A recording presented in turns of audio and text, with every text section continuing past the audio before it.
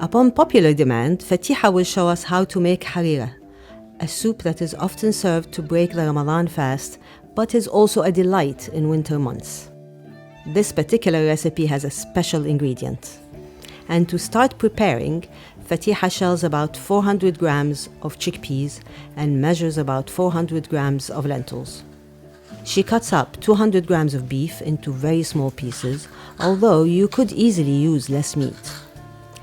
The special ingredient is the cabbage, and she dices a quarter of that and sets aside 1 onion, 3 tomatoes, 2 tablespoons of tomato paste for later. The remaining ingredients are 100 grams of rice, 100 grams of white flour, 1 tablespoon of ginger, 1 teaspoon each of ground coriander seed, turmeric, black pepper, and a half teaspoon each of white pepper and cinnamon, and salt to taste. She also has 1 small handful of celery and 1 large handful each of fresh parsley and coriander, along with a half a cup of oil. She mixes the oil and spices in a heavy pot. She then blends the onion and adds it. Once the meat, along with its bone, is added, she lights the flame.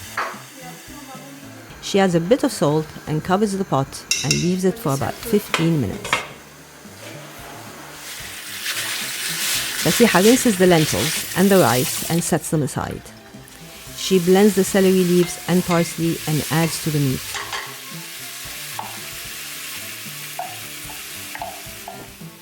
She adds a tiny bit of water and covers the pot. Now she grinds up the fresh coriander and sets it aside for later. She dices the tomatoes and blends them. She sets about 1.5 liters of water to boil and grates the fresh ginger, adding it to the meat. Then she sieves the tomatoes to get rid of the seeds and bits of skin. Boiling water is now added to the pot. After about 40 minutes from the start, the meat is cooked and tender. Fatiha adds the prepared tomato sauce, along with the lentils, the chickpeas, and the cabbage. She mixes the tomato paste with water and pours that into the soup. She blends the flour with water and sets it aside, along with the rice and fresh coriander, while the soup bubbles for about an hour.